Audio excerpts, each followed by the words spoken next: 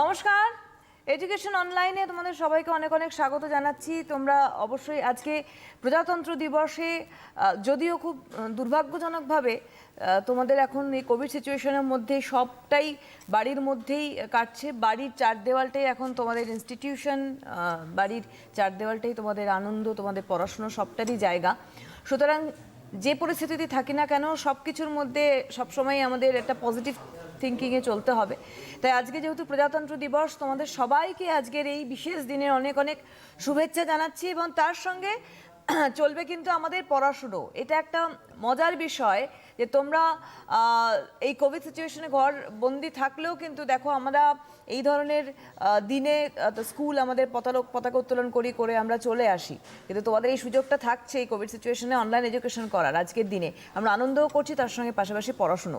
তাই আজকের বিষয় ভূগোল। আমাদের সঙ্গে রয়েছেন স্যার অনিরুদ্ধ হাজরা, সারদাচরণ আরিয়ান ইনস্টিটিউশনের। স্যারকে অনেক অনেক স্বাগত জানাবো এবং আজকের দিনের অনেক শুভেচ্ছাও জানাই আপনাকে। আর রয়েছে তোমরা সরাসরি 6292242339, 6292242340 দুটো ফোন নাম্বার স্ক্রিনে যাচ্ছে, সরাসরি কথা বলুন বলে এই দুটো নাম্বারে তোমরা তোমাদের জিজ্ঞাসা রাখতে পারো, প্রশ্ন রাখতে পারো। আজকের চ্যাপ্টার ওয়াইজ আমরা এগোচ্ছি এবং সেই অনুসারে তোমাদের কোনো যদি জিজ্ঞাসা থাকে একদম সরাসরি স্যারের কাছে যাবো আমরা কিভাবে এগোচ্ছি। নমস্কার সবাইকে, প্রজাতন্ত্র দিবসের শুভেচ্ছা জানিয়ে আমরা শুরু করছি। এই বছর উচ্চ মাধ্যমিক পরীক্ষা হবে 15ই জুন থেকে 3 জুলাইয়ের মধ্যে। উচ্চ মাধ্যমিকের শিডিউল আমরা অলরেডি পেয়ে গেছি, উচ্চ মাধ্যমিকের শিডিউল। সেই উচ্চ মাধ্যমিকের শিডিউলে ভূগোল বিষয়ে আজকের ভূগোলের যে প্রশ্নের বিভাজন এবং সেই তার সঙ্গে সঙ্গে একটি সম্ভাব্য প্রশ্ন আমি তৈরি করেছি 2021 সালের জন্য। সেই প্রশ্নে যাওয়ার আগে ভূগোল বিষয়ের সার্বিক প্রশ্নের বিভাজন সম্পর্কে আমি একটুখানি বলে নিচ্ছি। প্রশ্নের বিভাজন হচ্ছে, ভূগোল বিষয়ে 70 নম্বরের থিওরি এক্সাম হয় এবং 30 নম্বরের প্র্যাকটিক্যাল এক্সাম হয়। এই বছরের যে 70 নম্বরের থিওরির এক্সাম, তার জন্য উচ্চ মাধ্যমিক পর্ষদ থেকে কিছু সিলেবাস রিডিউস করা হয়েছে এই কোভিড সিচুয়েশনের জন্য। তো সেই কোভিড সিচুয়েশনে যে সিলেবাসগুলো রিডিউস হয়েছে সেটাও আমরা তোমাদের কাছে নিয়ে যাব। একই সাথে সাথে প্র্যাকটিক্যালের এক্সাম হবে কবে সেটাও জানিয়ে দিচ্ছি। মোটামুটি 10th of March থেকে 31st of March এই সময়ের মধ্যে তোমাদের প্র্যাকটিক্যাল এক্সাম হবে এবং 20th of April সমস্ত স্কুলকে নির্দেশ দিয়েছে পর্ষদ যে তাদের প্র্যাকটিক্যালের মার্কস এবং প্র্যাকটিক্যালের এক্সারসাইজ বুক এগুলো সব বোর্ডের কাছে পৌঁছে দিতে, পর্ষদের কাছে পৌঁছে দিতে। তো যাই হোক, আমরা পরপর আসছি। 70 নম্বরের যে পরীক্ষা হয় সেই পরীক্ষা, থিওরির পরীক্ষাটা আগে পুরো করে বলে নিচ্ছি। 70 নম্বরের থিওরির পরীক্ষাতে তোমরা দেখতে পাবে সেটা হলো যে এবছরের জন্য কিছু কিছু অধ্যায় রিডিউস করা হয়েছে। সেই রিডিউস করা অধ্যায়গুলো হচ্ছে এইরকম যে, বহির্জাত প্রক্রিয়া, ভৌমজলের কাজ ও সৃষ্ট ভূমিরূপ থাকলেও এই অংশে সামুদ্রিক কাজ ও সৃষ্ট ভূমিরূপ বাদ দেওয়া হয়েছে। ক্ষয়চক্র অধ্যায়টি বাদ দেওয়া হয়েছে। বাদ দেওয়া হয়েছে জলনির্গম প্রণালী, প্রাকৃতিক ভূগোলের, এবং প্রাকৃতিক ভূগোলের আরেকটি অধ্যায় বোর্ড থেকে বাদ দেওয়া হয়েছে, সেটা হলো মানুষ প্রকৃতি সম্পর্ক বা ম্যান এনভায়রনমেন্ট রিলেশনশিপ, এইটা বাদ দেওয়া হয়েছে। তাহলে বাকি যে অধ্যায়গুলো থাকলো সেই অধ্যায়গুলোর ওপরে ওয়েটেজ মেনে কীরকম করে মার্কস ডিস্ট্রিবিউশন হয়েছে সেটা একটু পরে আসছি আমি। আর অর্থনৈতিক ভূগোলে যে সমস্ত অধ্যায়গুলো এবছর বাদ দেওয়া হয়েছে সেগুলো হলো তৃতীয়, চতুর্থ, পঞ্চম স্তরের অর্থনৈতিক কাজ, অর্থাৎ ইকোনমিক সেক্টরের 3rd, 4th and 5th sectors, যেগুলোকে tertiary, quaternary and quinary sectors of economy বলা হয়, এইটা বাদ গেছে এবছরের সিলেবাস থেকে। আর বাদ গেছে আঞ্চলিক অর্থনৈতিক উন্নয়ন, এই টপিকটাও বাদ গেছে। এই দুটো টপিক যখন বাদ গেছে তখন আলটিমেট এখন কি পরিস্থিতি দাঁড়িয়েছে সেই প্রসঙ্গে আমরা আসছি। তোমরা জানো যে উচ্চ মাধ্যমিকের পরীক্ষার যে থিওরির প্রশ্নপত্র হয় তাতে পার্ট এ এবং পার্ট বি দুটো থাকে। পার্ট এ তে থাকে 35 মার্কস এবং পার্ট বিতে থাকে 35 মার্কস। পার্ট এটা পুরোপুরি ব্রড কোশ্চেন্স বেসড। এই যে ব্রড কোশ্চেন্স বেসড সেইখানটাতে আমরা একটু আলোচনা করে নিই। তোমরা জানো যে এই যে ব্রড কোশ্চেন্স মোট 1A থেকে 1E পর্যন্ত কোশ্চেন্সগুলো থাকে তোমাদের জন্য। ওয়ান এতে কোশ্চেন্সের সাথে অর থাকে, ওয়ান বিতেও অর থাকে, কিন্তু ওয়ান সি এবং ওয়ান ডি এই দুটোতে অর থাকে না, ওয়ান ইতে গিয়ে আবার একটা অর থাকে কোশ্চেন্সের সঙ্গে। এবং প্রশ্নের মার্কস ডিভিশনটা আরও ভালো করে বুঝে নাও, সেটা হলো যে ওয়ান এতে 5+2 এরকম করে মার্কিং করা থাকে। এবং এই প্রসঙ্গে বলে রাখি, এবছরের জন্য যেহেতু সামুদ্রিক কাজ এবং শ্রেষ্ঠ ভূমিরূপ বাদ গেছে, যার জন্য দুটো প্রশ্নই ভৌমজলের কাজ এবং কার্স্ট ভূমিরূপ থেকে আমাদের প্রিপেয়ার করতে হবে। এবং তার জন্য সম্ভাব্য প্রশ্নে আমি প্রশ্নগুলোকে রেখেছি, সেটা একটু পরে আসছে সেই প্রসঙ্গে। বায়ুমণ্ডল থেকে একটি প্রশ্ন আসে, সেটার মার্কস ডিভিশন ইউজুয়ালি 4+3 হয়। এবার পার্ট এ পোর্শনের বায়ুমণ্ডলের পোর্শনে তেমন কোনো পরিবর্তন হচ্ছে না। এবারে চলে আসি অর্থনৈতিক ভূগোল থেকে 3টি প্রশ্ন থাকে। প্রাকৃতিক ভূগোলের এই দুটো প্রশ্ন 1A এবং 1B। আর অর্থনৈতিক ভূগোলের যে 3টে প্রশ্ন থাকে সেটা ভালো করে বুঝে নাও তোমরা, যে অর্থনৈতিক ভূগোলের 3টে প্রশ্ন কৃষি থেকে। প্রথম স্তরের অর্থনৈতিক কাজ প্রাইমারি সেক্টরস অফ ইকোনমির মধ্যে যে কৃষি আছে, সেই কৃষি থেকে একটি প্রশ্ন আসে, সেটা 1Cর দাগ দিয়ে আসে। সেই প্রশ্নটির মার্কস ডিভিশন 3+2+2।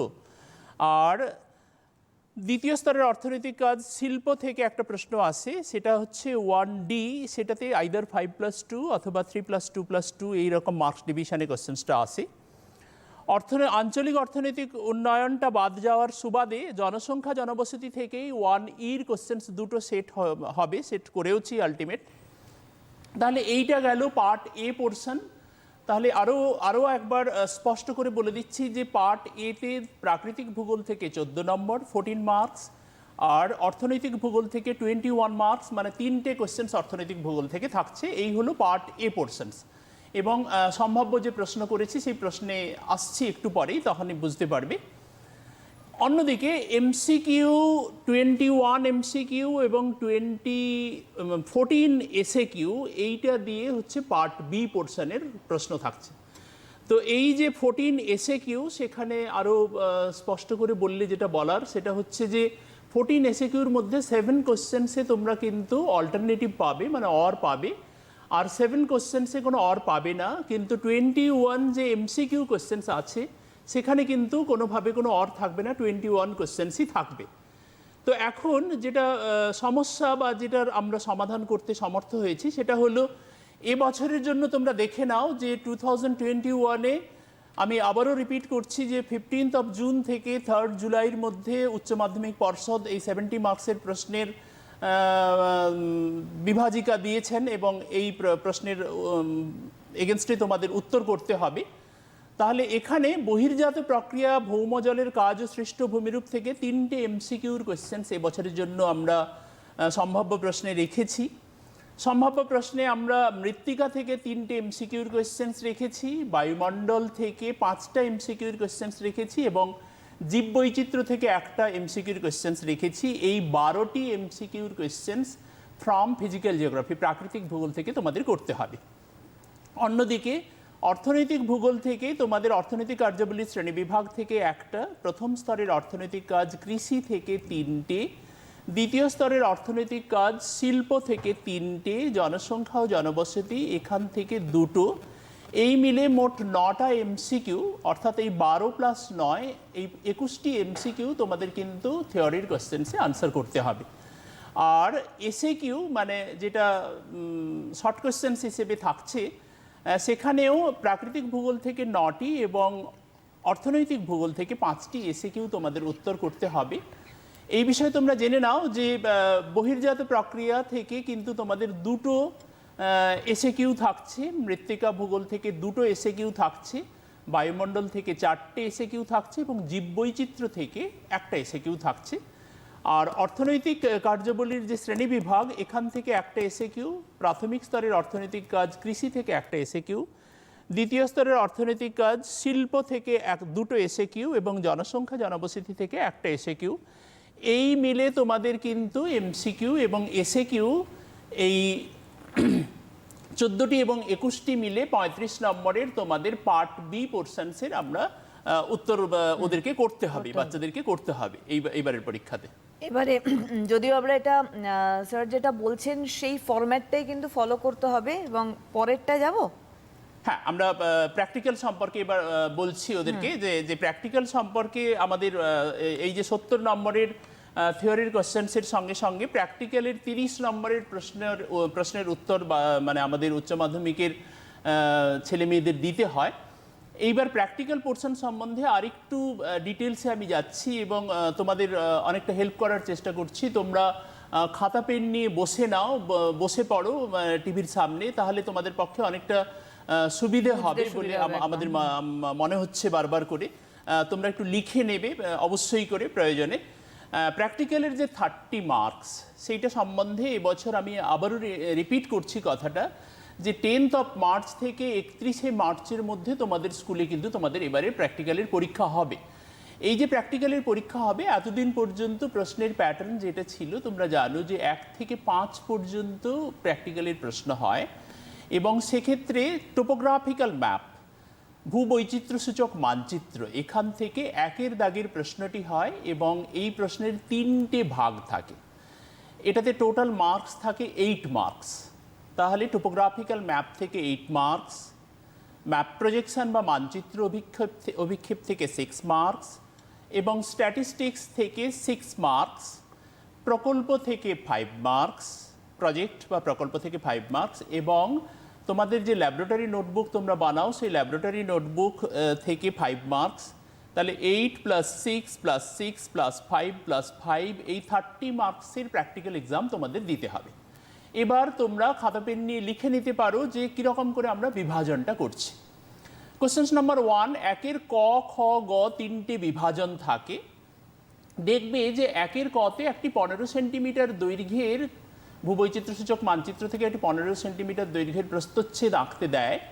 সেই প্রস্থচ্ছেদে তোমাদেরকে প্রস্থচ্ছেদের মধ্যে সমোন্নতি রেখা থেকে যে প্রস্থচ্ছেদ তোমরা আঁকো, সেই প্রস্থচ্ছেদে তোমরা দেখে নিতে হবে যে প্রস্থচ্ছেদের মধ্যে যদি কোনো physiographic features like valley, spur, ভৃগুতট মানে এইগুলো যদি আসে, তাহলে সেই প্রস্থচ্ছেদের উপরে তোমাকে মার্ক করে দিতে হবে। এইটাতে থাকে 3 নম্বর।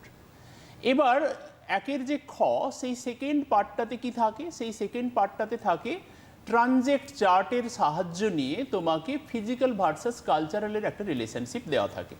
এই ফিজিক্যাল কি? একটা টোপোগ্রাফিক্যাল ম্যাপ হচ্ছে মোট 5টা জিনিসের কম্বিনেশনস। তোমরা জানো যে সেই 5টা জিনিসের কম্বিনেশনসের মধ্যে কি কি থাকছে। একটা হচ্ছে যে টোপোগ্রাফিক্যাল ম্যাপের ওই 720 বর্গ কিলোমিটার এরিয়ার একটা টোপোগ্রাফিক্যাল ম্যাপ তোমাদের দেওয়া থাকে 1:50,000 স্কেলে।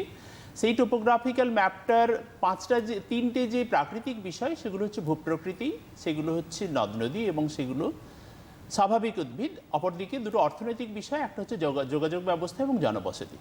তোমাদের যে 1-এর খ মানে 1B কোশ্চেন্সে যেটা থাকবে সেটা হচ্ছে যে ভূপ্রকৃতির সাথে যোগাযোগ ব্যবস্থা বা ভূপ্রকৃতির সাথে জনবসতির সম্পর্ক, এরকম সম্পর্ক নির্ণয়ের প্রশ্ন দেওয়া থাকবে। ট্রানজেক্ট চার্টের সাহায্য নিয়ে তোমরা এই সম্পর্ক নির্ণয়টা করবে, তার জন্য তোমরা 4 মার্কস পাবে। এবং এই বছরের প্যান্ডেমিক সিচুয়েশনকে মাথায় রেখে আমাদের যে জন্য বোর্ড যেটা করেছে সেটা হলো ভূবৈচিত্র্যসূচক মানচিত্রের খালি প্রচলিত চিহ্ন প্রদর্শনের প্রশ্ন 1 নম্বরের জন্য রাখতে বলা হয়েছে। তো সেজন্য তোমরা যেগুলো প্র্যাকটিস করবে প্রিভিয়াস ইয়ার্সের কোশ্চেন্স থেকে যেগুলো আমরা পেয়েছি, তোমরা একটু লিখে নাও। মন্দিরের প্রতীক চিহ্ন তোমরা এঁকে প্র্যাকটিস করে রেখো। তোমরা 1-এর গয়ের জন্য বা 1Cর জন্য প্র্যাকটিস করে রেখো নদীর উপর নির্মিত সেতুর প্রতীক চিহ্ন। তোমরা প্র্যাকটিস করে রেখো বালুচরযুক্ত একটা আঁকাবাঁকা নিত্যবহ নদীর প্রতীক চিহ্ন। এই ধরনের যে প্রতীক চিহ্নগুলো, সেই প্রতীক চিহ্নগুলো তোমরা প্র্যাকটিস করে রেখো ফর 1C পোর্শনস। এখানে 1 নম্বর থাকবে। নেক্সট যেটা আমরা আসছি সেটা হচ্ছে ম্যাপ প্রজেকশনস। এখানেও একটুখানি তোমাদের চাপ কমানো হয়েছে পর্ষদ থেকে। সেটা হলো যে একটি প্রমাণ অক্ষরেখা বিশিষ্ট সহজ সাংখ্য বা বিক্ষেপ বা simple conical projection with 1 standard parallel এবছরের জন্য বাদ দেওয়া হয়েছে। এবছরের জন্য তোমরা খালি প্র্যাকটিস করবে সমক্ষেত্রফল বিশিষ্ট বেলন অভিক্ষেপ বা সিলিন্ড্রিক্যাল ইকুয়াল এরিয়া প্রজেকশনস। এই প্রজেকশনসের ক্যালকুলেশন অ্যান্ড ড্রয়িংয়ের জন্য তোমরা 5 নম্বর পাবে। এবং এই প্রজেকশনসের যে শর্ট কোয়েশ্চেন্স সেগুলোর জন্য তোমরা একটু খাতা পেন নিয়ে প্লিজ লিখে নাও, তোমাদের সুবিধা হবে। সেটা হচ্ছে 1B পোর্শনে থাকে। তার জন্য তোমরা কি কি লিখে নেবে? লিখে নাও গ্র্যাটিকিউল কাকে বলে, লিখে নাও তোমরা প্রমাণ অক্ষরেখা বলতে কি বোঝো? লিখে নাও তোমরা সমক্ষেত্রফল বিশিষ্ট অভিক্ষেপ কাকে বলে? মানচিত্র অভিক্ষেপের সংজ্ঞা দাও। সৃজনী ভূগোলক বা জেনারেটিং গ্লোব কাকে বলে এবং মানচিত্র কাকে বলে? এই প্রশ্নগুলো তোমরা 1-2 বি পোর্শনসের জন্য এগুলো তোমরা প্রিপেয়ার করে রেখো। দেখবে যে এই যে প্র্যাকটিক্যাল পোর্শনের যে 30 মার্কস, তার মধ্যে 1 একটা 1 মার্কসের কোশ্চেন্স থাকে, 2 একটা 1 মার্কসের কোশ্চেন্স থাকে এবং 3 মানে 3 কতে একটা 1 মার্কসের কোশ্চেন্স থাকে। তো এই 3টে 1 মার্কস স্টুডেন্টরা অনেক সময় লিভ করে যায় বলে ওদের টোটাল মার্কসটা কিন্তু প্র্যাকটিক্যালি কমে যায়। যার জন্য তোমরা সতর্ক থেকো, যেহেতু একটা আমাদের এই ধরনের সুযোগ এসেছে তোমাদের সামনে বলার, এবং আমাদের চ্যানেল উদ্যোগী হয়েছে যে তোমাদের কাছে এই ধরনের একটা বার্তা পৌঁছে দেওয়ার। তো যার জন্য আমরা বার্তাটা সুন্দর করে পৌঁছে দিচ্ছি, এবং তোমরা খাতা পেন নিয়ে এগুলো যদি লিখে রাখো তোমরা কিন্তু ভীষণভাবে উপকৃত হবে। 10th of মার্চ থেকে 31st of মার্চের মধ্যে তোমাদের প্র্যাকটিক্যালের পরীক্ষা হবে। এরপরে চলে আসছি আমরা স্ট্যাটিস্টিক্সের প্রশ্নটি, যেটি 3 নম্বরের প্রশ্ন। 3 কতে তোমরা খাতা পেন নিয়ে যেগুলো লিখে নেবে সেগুলো হলো গাণিতিক গড় কাকে বলে, what is arithmetic mean. Next হচ্ছে পরিসংখ্যা কাকে বলে বা হোয়াট ইজ ফ্রিকোয়েন্সি।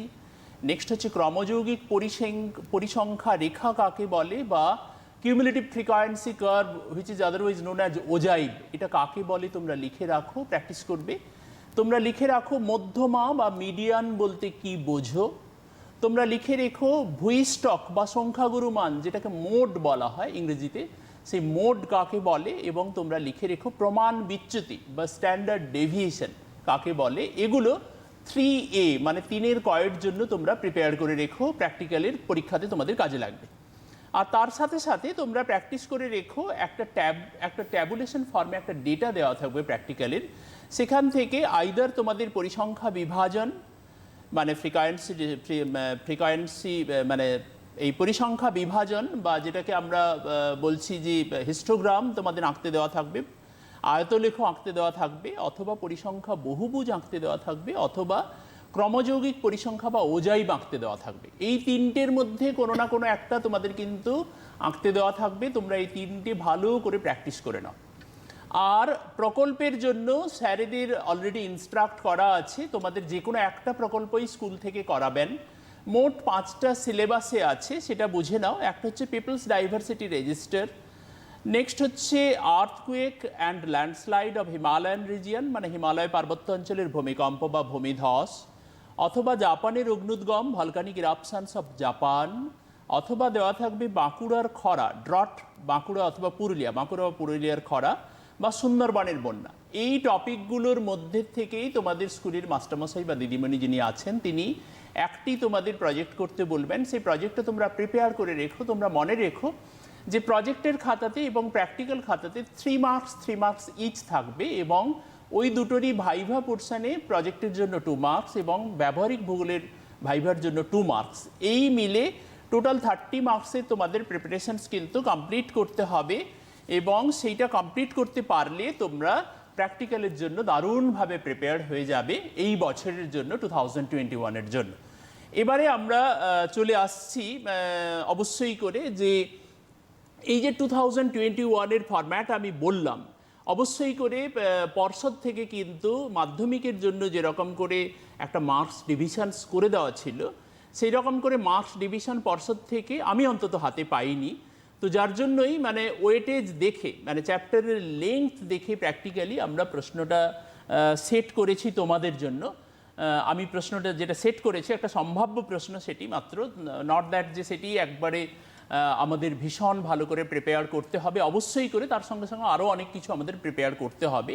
এবং তোমাদের কাছে আমি বারবার করে হঠাৎ করে প্রশ্নের কাঠামো বলছি, কারণ একটাই যে প্রশ্নের কাঠামো তোমাদের জানার কথা নয়, কিন্তু তোমরা যদি প্রশ্নের কাঠামোটা জানতে পারো, তোমরা অনেকটাই বড় হয়েছো, তোমরা কিন্তু সেই প্রশ্নের কাঠামোটাকে মেনে নিজেদের মতন করে কিন্তু একটা প্রশ্ন সেট করতে পারবে, যেটা তোমাদের প্রিপারেশনের জন্য অনেকটা সাহায্য করবে। অথবা তোমরা যখন টেস্ট পেপার বা অন্যান্য জায়গা থেকে প্রশ্ন দেখবে, তোমাদের মনেও কিন্তু সেটার থেকে একটা চলে আসবে একটা আউটলাইন যে প্রশ্নটা এরকম আছে।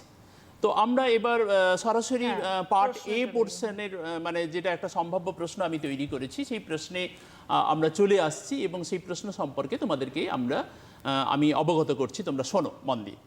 আমি আগেও বলেছিলাম যে তোমাদের কিন্তু বহির্জাত প্রক্রিয়া এবং ভৌমজলের কাজ সৃষ্ট ভূমিরূপ এই জায়গা থেকে এবার আমাদের পার্ট এর প্রশ্ন আমরা দুটো প্রশ্ন রেখেছি, মানে 1A তে। প্রশ্নগুলো এরকম যে কার্স্ট অঞ্চলে সিঙ্কহোল, ডোলাইন ও উভালা কিরূপে গঠিত হয় তা চিত্রসহ আলোচনা করো, 5 মার্কস।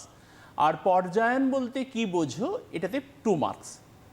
আর তার অথবাতে আমি প্রশ্নে রেখেছি তোমাদের জন্য সেটা হলো যে ভৌমজলের নিয়ন্ত্রকগুলি ব্যাখ্যা করো এবং বহির্জাত প্রক্রিয়া কি। ভৌমজলের নিয়ন্ত্রকগুলি ব্যাখ্যা করোতে 5 মার্কস, আর বহির্জাত প্রক্রিয়া কি তে 2 মার্কস। তোমরা মাথায় রেখো যে এই যে একটা 5 মার্কসের কোশ্চেন্স আমরা পড়ছি, সেই 5 মার্কসের কোশ্চেন্সে তোমরা চেষ্টা করবে যে অন্তত করে মানে 5টা পয়েন্টস তোমরা জট ডাউন করে দিতে। কিন্তু ধরো তুমি কাস্ট অঞ্চলে সিঙ্কহোল, ডোলাইন, উভালা বলছি, এটাতে 3টেতে ড্রয়িং দেবে, 3টের একটা করে ডেফিনেশনস দেবে, তার ক্যারেক্টারিস্টিক্স দেবে এবং তার কিন্তু অবশ্যই করে তোমরা এক্সাম্পল একটা করে দেওয়ার চেষ্টা করবে 5 মার্কসের প্রশ্নের জন্য। অপরপক্ষে ভৌমজলের নিয়ন্ত্রকগুলি ব্যাখ্যা করে এই যে প্রশ্নটি আমি দিলাম, এই প্রশ্নে তোমরা কিন্তু চেষ্টা করবে অন্তত 5টা নিয়ন্ত্রকের উল্লেখ করতে। সেই নিয়ন্ত্রকগুলোর ক্ষেত্রে যদি কোনোটাতে ডায়াগ্রাম দেওয়া পসিবল হয় দেওয়ার চেষ্টা করবে।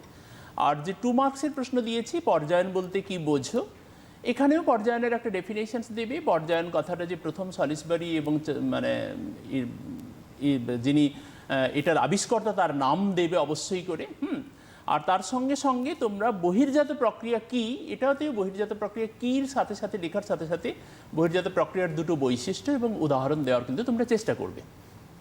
এবারে চলে আসছি আমরা বায়ুমণ্ডল থেকে যে পার্টের প্রশ্ন থাকে, গ্রিন হাউস গ্যাস বৃদ্ধির প্রভাবগুলি সংক্ষেপে লেখো, 1Bর প্রশ্নে আমি রেখেছি। মানে গ্রিন হাউস গ্যাস যদি বৃদ্ধি পায় তার এফেক্টটা কি হিউম্যান বিইংয়ের উপর, আর্থের উপর, সেটা তোমরা এখানে উল্লেখ করবে। এটার জন্য 4 নম্বর আছে, 4টে পয়েন্ট অবশ্যই করে সাবহেডিং দিয়ে তোমরা লেখার চেষ্টা করবে। তার সাথে সাথে ওজন গহ্বর বা ওজন হোল কি, এটা আমরা রেখেছি ফর 3 মার্কস, এটা তোমরা প্রিপেয়ার করবে। অথবাতে আমি যে প্রশ্নটি রেখেছি তোমরা শুনে নাও, সেটা হচ্ছে যে ভারতের মৌসুমি জলবায়ুর উপর এলনিনোর প্রভাব।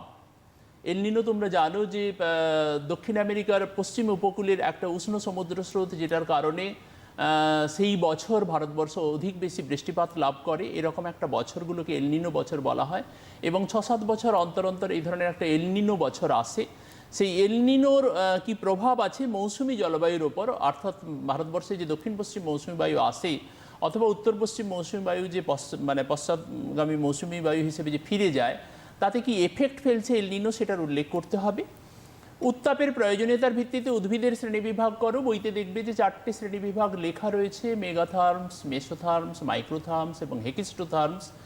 এই 4টে শ্রেণীবিভাগ তোমরা পড়ে সেখান থেকে তার ডেফিনেশনস এবং বৈশিষ্ট্য লিখে সুন্দর করে উত্তর করার চেষ্টা করো। এইবার আমরা চলে আসছি 1C। আমরা আগেও বলেছি যে 1Cতে তোমরা কিন্তু অর পাবে না। 1Cর কোশ্চেন্সটা হয় ইন্ডিয়ান এগ্রিকালচার থেকে, ভারতের কৃষি থেকে। এবছরের জন্য যেটাকে আমার ভীষণ ইম্পর্ট্যান্ট বলে মনে হয়েছে সেই ধরনের একটি প্রশ্ন আমি রেখেছি, তোমরা টুকে নাও। সেটা হলো যে মিশরে কার্পাস চাষের উন্নতির কারণগুলি কি কি, 3 মার্কস। ভারতে আখ চাষের 2টি সমস্যার উল্লেখ করো, 2 মার্কস। ট্রাক ফার্মিং বলতে কি বোঝায়, 2 মার্কস। এই ধরনের আমি মার্কিং ডিভিশনস করে একটি প্রশ্ন রেখেছি। ট্রাক ফার্মিং তোমরা অবশ্যই করে জানো যে যেটা হচ্ছে বাজার ভিত্তিক বাগান কৃষি, সেটাই হচ্ছে ট্রাক ফার্মিং।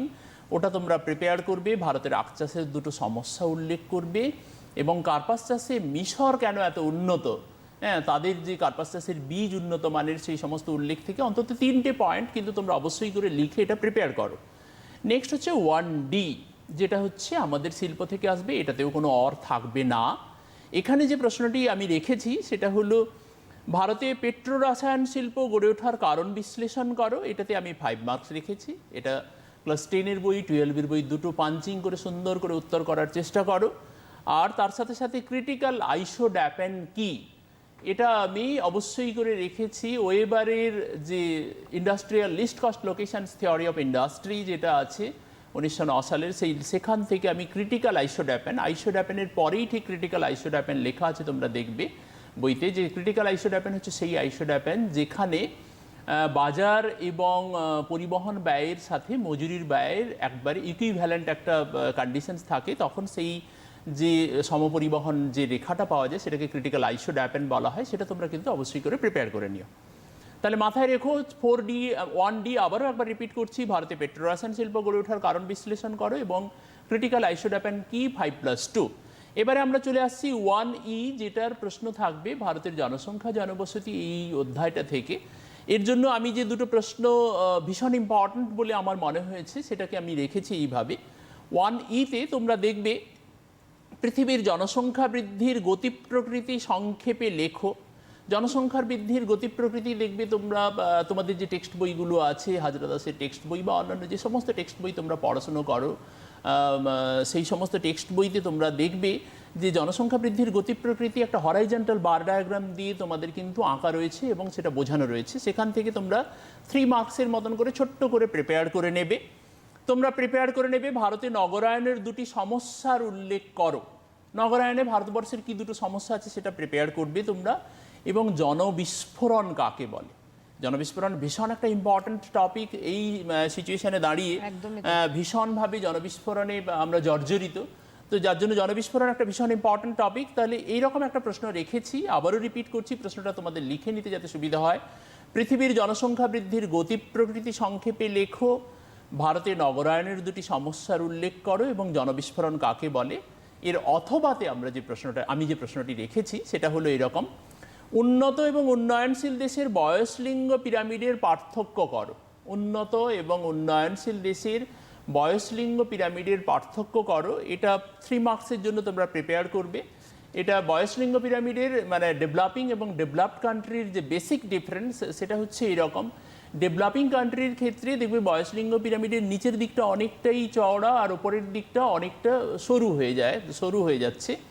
ঠিক উল্টোটা দেখা যায় যে একটা প্রায় প্যারালাল পিরামিড দেখা যায় ডেভেলপড কান্ট্রির ক্ষেত্রে, যেহেতু তাদের বার্থ রেটটা অনেকটাই কম এবং ডেথ রেটও তুলনামূলকভাবে কম, যার জন্য ওদেরটা অনেকটা প্যারালাল দেখা যায়। এই দুটোকে মাথায় রেখে তোমাদের উন্নত এবং উন্নয়নশীল দেশের বয়সলিঙ্গ পিরামিডের পার্থক্য তোমাদের প্রিপেয়ার করতে হবে এবং তার সঙ্গে প্রিপেয়ার করতে হবে কর্মধারার ভিত্তিতে গ্রামীণ বসতির শ্রেণীবিভাগ তোমরা প্রিপেয়ার করো। এই চলে গেল তোমাদের পার্ট এ পোর্শনের এবছরের জন্য সম্ভাব্য প্রশ্ন। তোমরা এটাকে ভালো করে প্রিপেয়ার করে নাও, মানে আগামী সময়ে তোমাদের এটা ভীষণভাবে কাজে লাগবে পরীক্ষার জন্য। এবারে আমরা চলে আসি পার্ট বি পোর্শনস, যেটা লম্বা একটা পোর্শনস। 21টি এমসিকিউ এখানে থাকে, এখানে 14টি এসিকিউ থাকে, তার 7টিতে আবার অর পাবে তোমরা।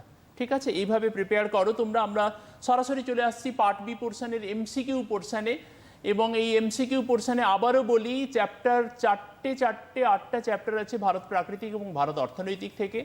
ভারত প্রাকৃতিক থেকে বহির্জাত প্রক্রিয়া থেকে 3টি এমসিকিউ রাখা হয়েছে, মৃত্তিকা থেকে 3টি, বায়ুমণ্ডল থেকে 5টি, জীববৈচিত্র্য থেকে 1টি এবং সাথে সাথে ভারত অর্থনৈতিক থেকে অর্থনৈতিক কাজের মানে প্রাথমিক কাজ হিসেবে কৃষি থেকে 3টি, দ্বিতীয় ক্ষেত্রের অর্থনৈতিক কাজ শিল্প থেকে 3টি, জনসংখ্যা জনবসতি থেকে 2টি, এরকম করে প্রশ্ন সেট করা হয়েছে। তোমরা প্রশ্নগুলো শোনো এবং উত্তর করার ক্ষেত্রে তোমাদের যেরকম করে আমি ইনস্ট্রাক্ট করছি তোমরা চেষ্টা করো সেরকম করে উত্তর করতে, তাহলে কিন্তু তোমরা ফুল মার্কস পাবে এই জায়গাটা থেকে। প্রথম যে প্রশ্নটি রেখেছি, স্থায়ী সম্পৃক্ত স্তরে যে জল থাকে তাকে বলা হয়, 4টে অপশানস আছে: ভাদস জল, ফ্রিয়েটিক জল, আবহিক জল, উৎসন্দ জল। এখানে অপশানসগুলো ABCD এইভাবে দেওয়া থাকে। তোমাদের কাজ হবে কাছে যে বক্সটি থাকে সেই বক্সে গিয়ে তোমরা, যেহেতু এর উত্তর হবে ফ্রিয়েটিক জল, যার জন্য বি আনসার করবে। নেক্সট হচ্ছে রোন নদীর উপত্যকায় প্রবাহিত শীতল স্থানীয় বায়ুটির নাম, এটাও বি অপশানে উত্তর আছে, মিস্ট্রাল উত্তর হবে, তোমরা বি উত্তর করবে। এর অপশানসগুলো দেওয়া রয়েছে বোরা, খামসিন, চিনুক, মিস্ট্রাল হবে উত্তর। নেক্সট হচ্ছে ধান যে কৃষির অন্যতম ফসল তা হলো, এটাতে 4টে অপশানস আমাদের দেওয়া আছে। সেই 4টে অপশানস হলো, একটা হচ্ছে প্রগাঢ় কৃষি, একটা ব্যাপক কৃষি, একটা বাগিচা কৃষি, একটা মিশ্র কৃষি। তো অবশ্যই করে ধান কিন্তু প্রগাঢ় কৃষির একটা উল্লেখযোগ্য ফসল, যার জন্য এটার অপশান হবে এ। তোমরা রোমান হরফে 3 দিয়ে মানে এতে মানে বক্সে তোমরা এ লিখে দিলে কিন্তু তোমাদের উত্তরটি হয়ে যাবে। এবারে কোশ্চেন্স নম্বর 4, কোশ্চেন্সগুলো কিন্তু অর্ডারে থাকে না। হায়ার সেকেন্ডারি পরীক্ষার সময় তোমরা দেখবে যে চ্যাপ্টারের কথা আমরা যেটা বললাম, সেই চ্যাপ্টারের বিভিন্ন চ্যাপ্টারগুলো থেকে পাঞ্চিং করে কোশ্চেন্স দেওয়া থাকে, সেরকম করেই আমিও প্রশ্নটি সেট করেছি তোমাদের জন্য। মাটির খনিজ কণার আপেক্ষিক অনুপাত যে নামে পরিচিত, এটার অপশানস আছে গ্রথন, অপশানস আছে গঠন, অপশানস আছে সছিদ্রতা এবং ঘনত্ব। তো অবশ্যই করে সঠিক উত্তর হবে গ্রথন বা টেক্সচার, যেহেতু খনিজ কণার আপেক্ষিক অনুপাতের কথা বলা হয়েছে। তোমরা জানো যে মাটির বালি, পলি এবং কাদার যে আপেক্ষিক অনুপাত, সেটা গ্রথন অর্থাৎ টেক্সচার দিয়ে প্রকাশ করা হয়, যার জন্য উত্তর হবে গ্রথন। তোমরা অপশানের ঘরে গিয়ে বক্সে গিয়ে এ লিখবে। নেক্সট যে কোয়েশ্চেন্স, জীববৈচিত্র্যের উষ্মা কেন্দ্র, যেটাকে বায়োডাইভার্সিটি হটস্পট বলা হয়, এই শব্দটা প্রথম কে ব্যবহার করেছিলেন? এটা ব্যবহার করেছিলেন, আমি অপশানে রেখেছি টার্নসলে, ওয়াল্টার রোজেন, নরমান মায়ার্স এবং ওডাম। অবশ্যই করে উত্তর হবে সি, নরমান মায়ার্স। নেক্সট তোমরা দেখবে যে দুটি অপ্রবেশ্য স্তরের মাঝে প্রবেশ্য স্তর থাকলে যে ধরনের অ্যাকুইফার সৃষ্টি হতে পারে, তার চারটে অপশানস আমরা রেখেছি। একটা অ্যাকুইফিউজ, একটা পাচার্ড অ্যাকুইফার, একটা আবদ্ধ অ্যাকুইফার, একটা মুক্ত অ্যাকুইফার। অবশ্যই করে উত্তর হবে সি, আবদ্ধ অ্যাকুইফার। নেক্সট কোশ্চেন নম্বর 7-এ আমরা চলে যাচ্ছি। দেখো কি প্রশ্ন রেখেছি আমি, যে জনবিবর্তন তত্ত্বের প্রবক্তা হলেন। মানে অপশানস রয়েছে থমসন, মরিস, হ্যাডলি এবং হ্যারিসন। তোমরা জানো 1929-এ ডব্লিউ.এস. থমসন এবং 1945-এ এফ.ডব্লিউ. নোটেস্টিন বলে দুজন ভদ্রলোক, মানে তাঁরা কি করেছিলেন, এই ডেমোগ্রাফিক ট্রানজিশন থিওরিটার আবিষ্কর্তা ছিলেন, যার জন্য থমসন এটার উত্তর হবে। অপশান এ উত্তর হবে, তোমরা এটা অপশান এ উত্তর করবে, থমসন। নেক্সট যে কোশ্চেন্সটি রেখেছি আমি, সেটা ভারতীয় কৃষি থেকে প্রশ্নটি, যে ভেষজ গুণের জন্য শ্রীলঙ্কায় ডাবকে যে নামে ডাকা হয় তা হলো। অপশানসগুলো রয়েছে, শুনে নাও। একটা হচ্ছে স্বর্গের শিশির, একটা লিভিং ফার্মেসি, একটা তৃণরাজ, একটা ডিউ অফ হেভেন। উত্তর হবে লিভিং ফার্মেসি। শ্রীলঙ্কায় ডাবকে ভেষজ গুণের জন্য লিভিং ফার্মেসি বলে ডাকা হয়। নেক্সট যেটা কোশ্চেন্স নম্বর 10, না কোশ্চেন্স নম্বর 9, পাতায় ঘন কিউটিকল আছে এমন উদ্ভিদ জন্মায় আর্দ্র পরিবেশে, শুষ্ক পরিবেশে, বিতে উষ্ণ পরিবেশে, সিতে শুষ্ক পরিবেশে, ডিতে মেরু পরিবেশে।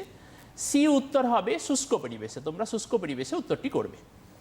নেক্সট যেটা চলে আসছি, মানে এটা ভারতের শিল্প থেকে নেওয়া হয়েছে। একটি শিকড় আলগা শিল্পের উদাহরণ দাও। ফুটলুজ ইন্ডাস্ট্রির কথা তোমরা জানো, যে সেই সমস্ত ইন্ডাস্ট্রিগুলোকে ফুটলুজ ইন্ডাস্ট্রি বলা হয়, যেগুলোর র মেটেরিয়ালের যে ওয়েট এবং ফিনিশড প্রোডাক্টের ওয়েট দুটো যখন সমান হয়ে যায়, প্রায় সমান হয়ে যায়, অর্থাৎ যাদের দ্রব্যসূচক বা মেটেরিয়াল ইন্ডেক্স 1 হয়, সেই ধরনের ইন্ডাস্ট্রিগুলোকে শিকড় আলগাস ইন্ডাস্ট্রি বলা হয়। তার কারণ এগুলো র মেটেরিয়ালের কাছে সবসময় ডেভেলপ করে না। এই ইন্ডাস্ট্রিগুলো মানে যেখানে ইন্ডাস্ট্রি সিচুয়েশনের জন্য অপরচুনিটিসগুলো রয়েছে, সেই অপরচুনিটিসগুলো যেখানে থাকবে সেখানেই ওরা এন্টারপ্রেনিয়ররা সেখানে ইন্টারেস্টেড হয় বলেই যত্রতত্র গড়ে ওঠার সুবাদে র মেটেরিয়াল বেসড না হওয়ায় এগুলোকে শিকড় আলগা ইন্ডাস্ট্রি বলা হয়। অবশ্যই করে এর উদাহরণ কার্পাস বস্ত্রবায়ন শিল্প, পাট শিল্প, এইগুলো। তো এখানে অপশানসগুলো যেগুলো দেওয়া রয়েছে, এতে ইস্পাত শিল্প, বিতে কার্পাস বয়ন শিল্প, সিতে পেট্রোরসায়ন শিল্প, ডিতে কাগজ শিল্প। তোমরা উত্তর করো বিতে কার্পাস বয়ন শিল্প। নেক্সট যেটাতে চলে আসছি আমরা, কোশ্চেন্স নম্বর 11, সোয়ালো হোল ফ্রান্সে যে নামে পরিচিত। এটা অবশ্যই করে তোমরা বুঝতে পারছো যে বহির্জাত প্রক্রিয়ার প্রথম চ্যাপ্টার থেকে নেওয়া হয়েছে প্রশ্নটা। উত্তর আছে সচ এতে, বিতে গুফ্রে, সিতে পুইট এবং ডিতে কুয়েক্স। উত্তর হবে এ, সচ। কারণ কি, ফ্রান্সে সোয়ালো হোলকে সচ বলে ডাকা হয়। নেক্সট হচ্ছে যেটা আসছি আমরা, সেটা হচ্ছে কোশ্চেন নম্বর 12। সেখানে কি রেখেছি আমি, না প্রায় শুষ্ক নাতিশীতোষ্ণ জলবায়ু অঞ্চলের মাটি হলো। নাতিশীতোষ্ণ জলবায়ুর শুষ্ক অঞ্চলের মাটিটাকে আমরা জানি চার্নোজেম, আর্দ্র অঞ্চলের মাটিটাকে সিরোজেম বলা হয়। এই যে মানে এটাকে যারা মনে রাখতে পারবে তাদের উত্তর করতে কোনো অসুবিধাই হবে না। এতেই চার্নোজেম আছে, বিতে সিরোজেম আছে, সিতে পটজল আছে, ডিতে ল্যাটেরাইট আছে। উত্তর হবে এ, চার্নোজেম। নেক্সট যেটা চলে আসছি, যে ট্রাক ফার্মিং যে কৃষি প্রণালীকে নির্দেশ করে তা হলো। এখানে মিশ্র কৃষি অপশান এতে আছে, অপশান বিতে আছে ব্যাপক কৃষি, অপশান সিতে বাজার বাগান কৃষি এবং ডিতে নিবিড় কৃষি। আগে উল্লেখ করেছিলাম যে বাজার বাগান কৃষি এর উত্তর হবে, ট্রাক ফার্মিংয়ের এক্সাম মানে উত্তর কিন্তু বাজার বাগান কৃষি, অর্থাৎ সি। তোমরা বক্সে গিয়ে সি লেখো। নেক্সট যেটাতে আমরা চলে আসছি সেটা হচ্ছে হ্যারিকেন ঘূর্ণিঝড়ের জন্ম দেয়। তোমরা জানো যে ক্রান্তীয় যে ঘূর্ণবাতগুলো, সেই ঘূর্ণবাতগুলো বিভিন্ন সমুদ্রে বিভিন্ন নামে পরিচিত, এবং মনে রাখার সুবিধার্থে আমরা অনেক মজা করে বাচ্চাদের পড়িয়ে থাকি এই জিনিসটা। আমরা জানি যে বঙ্গোপসাগর, আরব সাগর বা মাদাগাস্কার সাগরের ক্রান্তীয় ঘূর্ণিঝড় সাইক্লোন নামে পরিচিত। টর্নেডো হচ্ছে সবচেয়ে বিখ্যাত ক্রান্তীয় ঘূর্ণিঝড়, এবং হ্যারিকেন, চার্লস ব্রায়ান লারা যে দেশের ক্রিকেটার ছিলেন, সেই হ্যারিকেন হচ্ছে প্র্যাকটিক্যালি ক্যারিবিয়ান সাগরের ঘূর্ণিঝড়। এছাড়াও উইলি, আমাদের কি বলে অন্যান্য যে সমস্ত টাইফুন এই সমস্তগুলো প্রত্যেকটাই বিভিন্ন ক্রান্তীয় ঘূর্ণিঝড়ের ভিন্ন ভিন্ন নাম তোমরা জানো। তাহলে হ্যারিকেন ঘূর্ণিঝড়ের জন্ম দেয় চীন সাগর, এতে বিতে বঙ্গোপসাগর, সিতে বিস্কি উপসাগর, ডিতে ক্যারিবিয়ান সাগর থাকছে। তোমরা অবশ্যই করে ডি অপশান বেছে নেবে, যে কারণ কি এটা ক্যারিবিয়ান সাগর উত্তর হবে। নেক্সট আমরা চলে আসছি কোথায় না, নেক্সট আমরা চলে আসছি ভারতের সর্বনিম্ন প্রশাসনিক একক। এই যে প্রশাসনিক একক, স্টুডেন্টদের একটুখানি এটা অনেক সময় কনফিউশন হয়ে যায় যে তোমরা দেখো একবারে গ্রামের থেকে, সেটা থেকে যেমন অঞ্চল থেকে যেমন একটা মহকুমা, এরকম যেমন একটা গ্রামের অর্ডার আছে, তেমনি মানে শহরের অর্ডারগুলোর মধ্যে একেবারে মানে মৌজা, দেন মিউনিসিপ্যালিটি, এবং আস্তে আস্তে আস্তে এরকম করে অর্ডারের ডেভেলপমেন্ট আছে। এই অর্ডারের ডেভেলপমেন্টগুলোর মধ্যে তোমরা এখানে দেখো সর্বনিম্ন প্রশাসনিক একক এতে ব্লক রাখা হয়েছে, বিতে রাজ্য রাখা হয়েছে, সিতে জেলা রাখা হয়েছে এবং ডিতে মৌজা রাখা হয়েছে। যথারীতি ডি অপশানস তোমাদেরকে উত্তর বেছে নিতে হবে। নেক্সট আমরা যেটাতে চলে আসছি সেটা হলো যে কোশ্চেন্স নম্বর 16, এমসিকিউ পোর্শনের 16 নম্বর কোশ্চেন্স। এটাও ভারতের শিল্প থেকে প্রশ্নটি আমি বেছে নিয়েছি, যে ভারতের একটি শঙ্কর ইস্পাত কারখানা হলো। অপশানস 4টে রাখা আছে, একটা হচ্ছে রৌরকেল্লা, একটা হচ্ছে বোকারো, একটা ভিলাই এবং একটা দুর্গাপুর। শঙ্কর ইস্পাতের কারখানাটি কিন্তু অবশ্যই করে দুর্গাপুর, কারণ বাকিগুলো normally iron and still industry, কিন্তু শঙ্কর ইস্পাতের কারখানাটা হচ্ছে দুর্গাপুর ভারতের। নেক্সট আমরা চলে আসছি মৃত্তিকা পরিলেখর এ বি স্তরকে একত্রে বলা হয়। তোমরা জানো যে একটা পরিণত মৃত্তিকায় 3টে স্তর থাকে, ও থেকে শুরু করে A B C then D, এবং পেরেন্ট মেটেরিয়ালটার উপরে নির্ভর করে ডি স্তরটা হয়। তো এবং এ এবং বি এই দুটো স্তরকে এক কথায় কিন্তু সোলাম বলা হয়। একসাথে এই দুটো স্তরকে যখন আমরা দেখি তখন সেটাকে সোলাম বলা হয়। এখানেও সেই অপশানসটা রয়েছে। এতে আমরা রেগুলিত রেখেছি, বিতে আমরা হার্ড প্যান্ট রেখেছি, সিতে আমি সোলাম রেখেছি, ডিতে রেঞ্জিনা রেখেছি। তাহলে এ বি স্তরকে একত্রে বলা হয়, উত্তর হবে কিন্তু সোলাম। নেক্সট যেটা প্রশ্ন আমরা রেখেছি সেটা হলো যে ভারতের নীল বিপ্লবের জনক বলা হয়। আমরা সবুজ বিপ্লবটা জানতাম ধানের ক্ষেত্রে, মানে গমের ক্ষেত্রে প্রাথমিকভাবে, পরবর্তী ক্ষেত্রে ধানের ক্ষেত্রে উৎপাদন বৃদ্ধির জন্য কৃষিতে নীল বিপ্লবের সূচনা হয়েছিল। তেমনিভাবে মৎস্যের যেটা মানে প্রোডাকশন বাড়ানোর জন্য ভারতবর্ষে মুখ্যত অরূপ কৃষ্ণনের নেতৃত্বে, ডক্টর অরূপ কৃষ্ণনের নেতৃত্বে একটা ভীষণ মানে পজিটিভ একটা আন্দোলন হয়েছিল, যেটাতে ফিশিংয়ের ডেভেলপমেন্ট হয়েছিল, মৎস্যের উন্নতি হয়েছিল। তো যার জন্য ভারত এবং এই ফিশিং রিলেটেড এই যে বিপ্লবটাকে কিন্তু নীল বিপ্লব আখ্যা দেওয়া হয় বাংলাতে। হ্যাঁ, তো এইটাতে অপশানস যথারীতি এতে অরূপ কৃষ্ণন আছে, বিতে ডক্টর ভার্গিস কুরিয়েনকে আছে, সিতে নরম্যান বোরলগকে আছে এবং ডিতে ডক্টর এম.এস. স্বামীনাথনের কথা বলা আছে। যথারীতি তোমরা বুঝতেই পারছো যে এ উত্তর হবে ভারতের নীল বিপ্লবের জনক অরূপ কৃষ্ণন, ডক্টর অরূপ কৃষ্ণন। নেক্সট হচ্ছে কোশ্চেন নম্বর 19। আমরা প্রায় শেষের দিকে চলে আসছি এমসিকিউ পোর্শনে। তোমরা অবশ্যই করে খাতাতে এই প্রশ্নগুলো লিখে নাও এবং অপশানসগুলো মন দিয়ে শোনো। আমি ইচ্ছে করেই মানে এমসিকিউর উত্তর বলার সময় একটু এক্সপ্ল্যানেশন দিচ্ছি যাতে পরে তোমাদের বুঝতে সুবিধা হয়। আমি যদি শুধুমাত্র অপশানস আর উত্তর বলতাম তাহলে তোমাদের কাছে কিন্তু জিনিসটা একঘেয়ে লাগতো। এরকম করে বলেই আমি বারবার করে ওদের কাছে এরকম করে বলার চেষ্টা করছি যাতে পরে ওরা মনে রাখতে পারে, মানে একটা প্রশ্ন শুনে একটাই মনে রাখতে পারো। তোমরা চেষ্টা করছি সেটাই। দেখো তোমরা তারপরে কি আছে, বার্ষিক উষ্ণতার প্রসর যে জলবায়ু অঞ্চলে সবচেয়ে কম তা হলো, অপশান আছে একে নিরক্ষীয়, বিতে মৌসুমী, সিতে ভূমধ্যসাগরীয়, ডিতে নাতিশীতোষ্ণ। বার্ষিক উষ্ণতার প্রসর কাকে বলে সেটা আগে বুঝে নাও।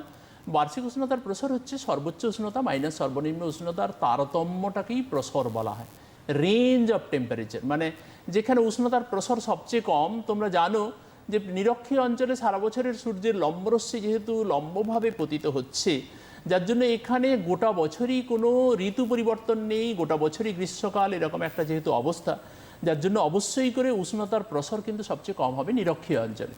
যার জন্য অপশান এটাই হবে উত্তর, বার্ষিক উষ্ণতার প্রসর যে জলবায়ু অঞ্চলে সবচেয়ে কম, সেটার উত্তরের অপশান হবে কিন্তু এ। নেক্সট যেটা কোশ্চেন্স আমি রেখেছি, কোশ্চেন্স নম্বর 20, সেটা হচ্ছে যে কাঁচামালের ওজন এবং উৎপাদিত পণ্যের ওজনের অনুপাতকে বলে এতে দ্রব্যসূচক, বিতে শিল্পসূচক, সিতে বাজার সূচক, ডিতে মূল্য সূচক। তোমরা মনে রাখো যে এটার উত্তর হবে অবশ্যই করে দ্রব্যসূচক। আমি একটু আগেই বলেছিলাম যে আলফ্রেড ওয়েগনারের যে 1909 সালের ওয়েবারের যে তত্ত্ব, মানে লিস্ট কস্ট লোকেশনস থিওরি, শিল্প স্থাপনের ন্যূনতম ব্যয়যুক্ত যে তত্ত্ব, সেই তত্ত্বে ওয়েবার উল্লেখ করেছিলেন যে ওয়েট গেনিং যে র মেটেরিয়াল বেসড ইন্ডাস্ট্রি যেগুলোকে আমি বারবার করে বললাম যে যেটার কাঁচামালের ওজন এবং উৎপাদিত দ্রব্যের ওজন, এটার পরিমাপ করার জন্য দ্রব্যসূচক বা এমআই মেটেরিয়াল ইন্ডেক্সের ব্যবহার হয়েছিল। সেই দ্রব্যসূচক হবে কাঁচামালের ওজন এবং উৎপাদিত ওজনের অনুপাতের উত্তর হবে কিন্তু দ্রব্যসূচক। নেক্সট এবং লাস্ট কোশ্চেন যেটা আমরা এমসিকিউতে রেখেছি, তোমরা এটা টুকে নাও, যে ওজন স্তর সুরক্ষিত রাখার জন্য গৃহীত চুক্তি যেটা হয়েছিল সেটা টোকিও চুক্তি, মন্ট্রিল চুক্তি, কিয়োটো চুক্তি এবং রিও চুক্তি। উত্তর হবে অবশ্যই করে মন্ট্রিল চুক্তি। তোমরা জেনে রাখো যে ওজন স্তর সুরক্ষার দায়িত্ব কিন্তু আমাদের সবার, আমাদের চেষ্টা করতে হবে একটাই, সেটা হলো যে আমরা কিন্তু কোনোভাবেই কার্বন ডাইঅক্সাইড, কার্বন মনোক্সাইড, ক্লোরোফ্লোরোকার্বনের মতন যে সমস্ত গ্যাসগুলো আমাদের গ্রিনহাউস এফেক্ট বাড়িয়ে দেয় বা যে সমস্ত গ্যাসগুলো ওজন ডিপ্লিশনস ঘটায়, সেই গ্যাসগুলোর জেনারেশনস থেকে আমাদেরকে নিজেদের মানে এখান থেকে নিজেরা করব না এবং কাউকে মানে করার ক্ষেত্রে বারণ করব যে আপনারা প্লিজ এই ধরনের গ্যাসগুলো জেনারেট কম করুন। তাতেই প্র্যাকটিক্যালি এই ধরনের চুক্তিটা হয়েছিল কিন্তু মন্ট্রিলে, যার জন্য মন্ট্রিল চুক্তি উত্তর হবে, অর্থাৎ ওজন স্তর সুরক্ষিত রাখার জন্য গৃহীত চুক্তি যে মন্ট্রিল চুক্তি, এই চুক্তির কথাটা উত্তর হবে, আনসার হবে বি আনসার হবে। নেক্সট যেটা আমরা আসছি, এবার সরাসরি চলে আসছি আমরা এসএকিউ টাইপ অফ কোয়েশ্চেন্সে। কোয়েশ্চেন্স নম্বর 2তে থাকে এসএকিউ টাইপ অফ কোয়েশ্চেন্স, এবং আমি আগেও বলেছি যে 7টি প্রশ্নের ক্ষেত্রে তোমরা কিন্তু অর পাবে এবং 7টি প্রশ্নে তোমরা অর পাবে না, যার জন্য লেখা থাকে নিম্নলিখিত প্রশ্নগুলির উত্তর দাও প্রশ্নপত্রে এবং বিকল্প প্রশ্নগুলি লক্ষণীয়। আমি একটুখানি আমাদের ছোট ছোট বন্ধু তোমাদের বলবো যে যেহেতু অনুষ্ঠানটা খুব মন দিয়ে শোন, একটু ডিফারেন্ট অনুষ্ঠান স্যার করছেন, তোমাদের পুরো টোটাল কোয়েশ্চেনের প্যাটার্নটা উনি বলছেন, এবং তার সঙ্গে প্রথমত বলি যে আমাদের সঙ্গে যিনি রয়েছেন অনিরুদ্ধ হাজরা, আপনার বই আমরা প্রত্যেকে মানে পড়তে দেখেছি স্টুডেন্টসদের, পড়ো হাজরা, হ্যাঁ ওনার কিন্তু বই তোমরা পড়ছো, পড়ে এসেছো, বড় হয়েছে অনেকেই, তো উনি হচ্ছেন কিন্তু অনিরুদ্ধ হাজরা, ওনারই বই রয়েছে এবং আমরা যে হাজরা বই পড়ি ওনারই। তো সেক্ষেত্রে বলে রাখি যে স্যার যে প্যাটার্ন অফ কোয়েশ্চেন বলছেন তোমাদেরকে, তোমরা যদি মিস করে থাকো, যেগুলো ইম্পর্টেন্ট বলছেন মিস করে থাকো, এই অনুষ্ঠানটা কিন্তু তোমরা ইউটিউবে আপলোড দেখতে পাবে, সেটা ভালো করে শুনবে, শুনে খাতা পেন নিয়ে নোট ডাউন করবে, কারণ অনেক সময় আজকে এই মোমেন্টে অনেক সময় মিস করতে পারে, সেটা কিন্তু ইউটিউব থেকে তোমরা নিয়ে নেবে। এখন যে এসকিউ টাইপ কোয়েশ্চেন প্যাটার্ন বলছেন উনি, সেগুলো কিন্তু তোমরা নোট ডাউন করো। হ্যাঁ, এসকিউ টাইপের কোশ্চেন্স প্যাটার্ন ওদেরকে আমরা জানিয়ে দিয়েছি। আমি একবার সরাসরি আমি যে সম্ভাব্য প্রশ্নটি 21-এর জন্য করেছি সেই প্রশ্নটি তোমাদের সামনে রাখছি। আমরা একে রেখেছি ভাদস্তর কাকে বলে, নিশ্চিতভাবে বুঝতে পেরেছো এটা ফার্স্ট চ্যাপ্টার থেকে নেওয়া হয়েছে। নেক্সট 2তে আমরা প্রশ্ন রেখেছি লবণাম্বু বা হলোফাইট উদ্ভিদের দুটি অভিযোজনগত বৈশিষ্ট্য, এটা কিন্তু বায়ুমণ্ডল চ্যাপ্টারের যে উদ্ভিদ পোর্শনস আছে সেখান থেকে নেওয়া হয়েছে। প্রশ্নটি রিপিট করছি, প্রশ্নটি যদি না শুনতে পারো, লবণাম্বু বা হলোফাইট উদ্ভিদের দুটি অভিযোজনগত বৈশিষ্ট্য লেখো। দুটো অভিযোজনগত বৈশিষ্ট্য তোমরা লিখে দেবে লবণাম্বু উদ্ভিদের ক্ষেত্রে।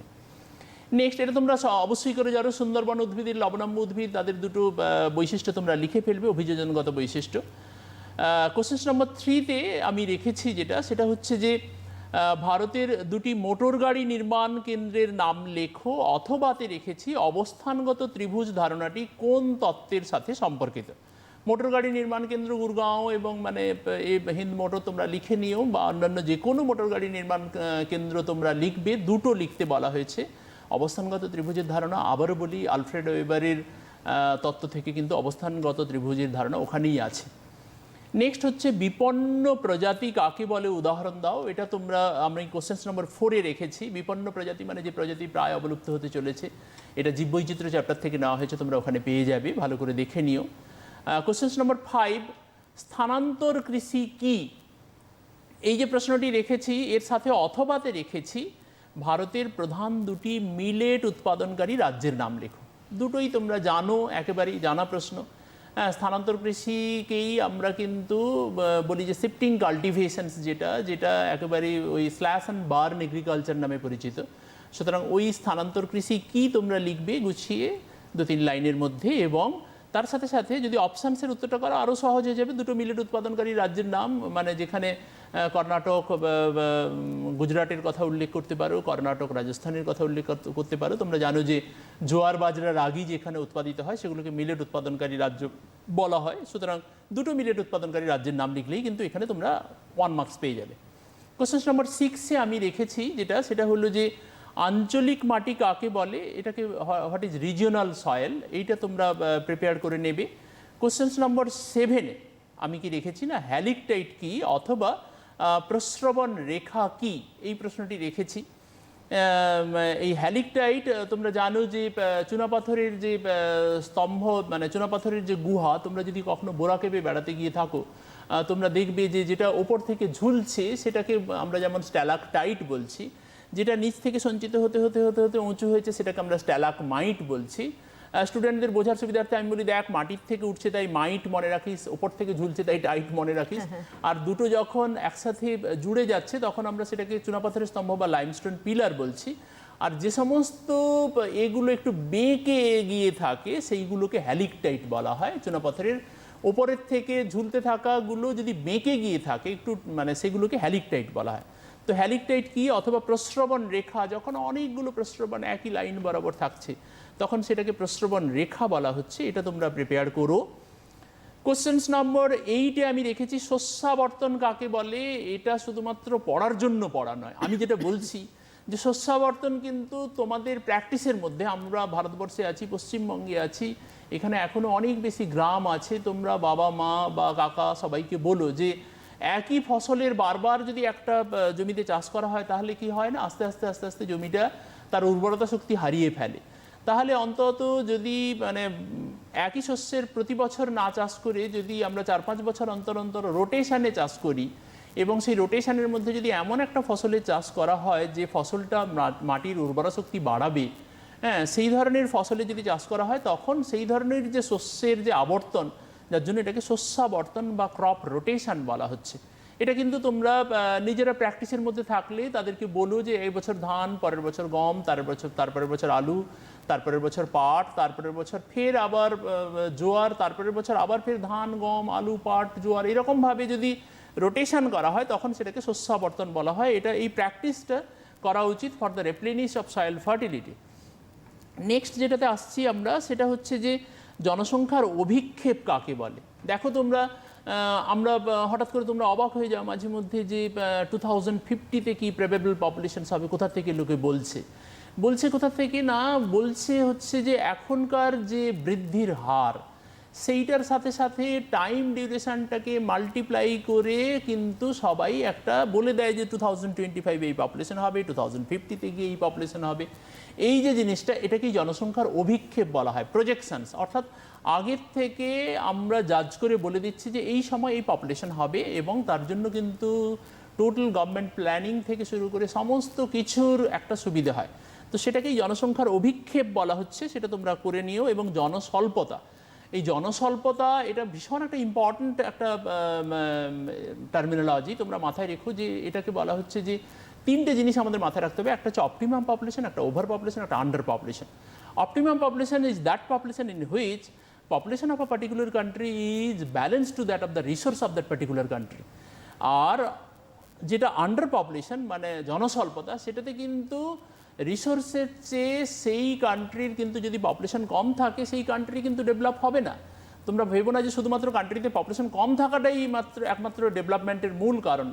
সেই কান্ট্রির পপুলেশন যদি সেই কান্ট্রির মানে রিসোর্স ডেভেলপের জন্য সুইটেবল না হয়, তাহলে সেটা কিন্তু জনস্বল্প অবস্থা। আর জনাকীর্ণতার মধ্যে আমরা ভুগছি যেটা, যে আমাদের কিন্তু population is more than that of the existing resources. তো এইটা জনস্বল্পতা কাকে বলে তোমরা প্রিপেয়ার করো, অবশ্যই করে তোমরা প্রিপেয়ার করো। মৌসুমি বিস্ফোরণ, এটাও খুব ইম্পর্ট্যান্ট একটা terminology. What is burst of monsoons? ঘটনাটা কি না, দেখা যায় যে আমাদের এখানে বৃষ্টি গোটা ভারতবর্ষে এসে যায় 15ই জুন, আমরা জানি। কিন্তু 2nd থেকে 5th জুনের মধ্যে যেটা কেরল কোস্ট, অর্থাৎ যেটাকে আমরা মালাবার কোস্ট বলে জানি, সেখানে যখন প্রথম এসে মৌসুমী বায়ু ধাক্কা খায় এবং প্রচুর বৃষ্টিপাত ঘটায়, সেই যে অবস্থাটা, সেটাকে আমরা ব্রাস্ট অফ মনসুনস বলে বলছি, বা মৌসুমি বিস্ফোরণ কি, এইটা আমাদের প্রিপেয়ার করতে হবে। অথবাতে আমি রেখেছি অক্লুশন কাকে বলে। তোমরা যখন কি বলে আমাদের নাতিশীতোষ্ণ ঘূর্ণপাত পড়বে, দেখবে যে উষ্ণ সীমান্ত শীতল সীমান্ত যখন মিশে গেল এবং শীতল সীমান্ত যখন উষ্ণ সীমান্তের উপর দিয়ে যাচ্ছে, আস্তে আস্তে আস্তে আস্তে আস্তে শীতল সীমান্তটা কি করে না, উষ্ণ সীমান্তটাকে পুরোটাকে অকুপাই করে ফেলে। এবং উষ্ণ সীমান্তটা যখন একেবারে শেষ হয়ে যায়, বিলীন হয়ে যাওয়ার যে স্টেজটা, সেটাকে কিন্তু বলা হচ্ছে অক্লুশনস। এই অক্লুশন কাকে বলে, এটা তোমরা প্রিপেয়ার করো। নেক্সট হচ্ছে মাটি গঠনের দুটো সক্রিয় উপাদান কী কী? এটাও খুব ইন্টারেস্টিং কোয়েশ্চেন্স একটা, যে মাটি গঠনের যে উপাদানগুলো, মোট 5টা উপাদানের মধ্যে দুটো কিন্তু ভীষণ সক্রিয় উপাদান, একটা জলবায়ু, একটা জীবজগৎ। আর 3টে নিষ্ক্রিয় উপাদান কী কী? একটা ভূপ্রকৃতি, একটা সময়, আর একটা হচ্ছে আদিশিলা। তো এই যে সক্রিয় দুটো উপাদান, এই দুটো কিন্তু তোমাদের মনে রাখতেই হবে, পরীক্ষায় আসুক না আসুক, যে মাটি গঠনের দুটো সক্রিয় উপাদান, একটা জলবায়ু, একটা জীবজগৎ। এই দুটো উপাদান কিন্তু মাটি গঠনের জন্য সক্রিয়ভাবে কার্যকরী থেকে মাটির গঠনটাকে মানে সম্পূর্ণ করে। নেক্সট হচ্ছে মাটির অবক্ষয় বলতে কি বোঝো, অথবাতে দিয়ে রেখেছি। কোশ্চেন নাম্বার 11-এ চলে এসেছি আমরা, শেষের পথে প্রায় আমাদের সম্ভাব্য প্রশ্নের আলোচনার। তো প্রশ্নের যে আমরা যে 11-এ যেটা চলে এসেছি, সেটা হচ্ছে যে মাটির অবক্ষয় বলতে কি বোঝো। এই যে প্রশ্নটি আমরা রেখেছি, অবক্ষয় মানে কিন্তু ডিগ্রেডেশনস দুটো ফর্মে হয়। একটু মানে সুন্দর করে বুঝে নাও জিনিসটা। একটা হচ্ছে যে মাটি যখন ইরোশন হয়ে চলে যাচ্ছে, সেটাও যেমন ডিগ্রেডেশনের conditions. At the same time মাটি যখন তার উর্বরা শক্তি হারিয়ে ফেলছে, সেটাও কিন্তু ডিগ্রেডেড কন্ডিশনস। অর্থাৎ মাটির মানে ইরোশন মানে ক্ষয়ও যেমন ডিগ্রেডেশনের মধ্যে পড়ছে, অ্যাট দ্য সেম টাইম মাটির কিন্তু অবক্ষয় যেটাকে বলছে, মানে ডিগ্রেডেড কন্ডিশনস মানে মাটি ক্ষয় হচ্ছে, মাটি উর্বরা শক্তি হারিয়ে ফেলছে। এই দুটোর থেকে মাটিকে বাঁচানোর দায়িত্ব কিন্তু আজকের প্রজাতন্ত্র দিবস আবারও মনে পড়ছে, যেন আমাদের ঘাড়ে অনেকটা দায়িত্ব চলে আসছে। আমরা এই যে একবারে পুতুল পুতুল মতন ব্যাপারটা হয়ে যাচ্ছে আজকে, মানে এরকম একটা সিচুয়েশানে আমরা পৌঁছে গেছি বলেই হয়তো আজকে আমরা এরকম করতে বাধ্য হচ্ছি, যে তোমাদের ক্লাসরুম সিচুয়েশানে পেলে যত সহজে আমরা তোমাদের মধ্যে ঢুকে পড়তে পারি, সেটা হয়তো মিডিয়ার মধ্য দিয়ে, সেরকমভাবে সিটিভিএন চ্যানেলের মধ্য দিয়ে আমরা তোমাদের কাছে পৌঁছে যাওয়ার চেষ্টা করছি।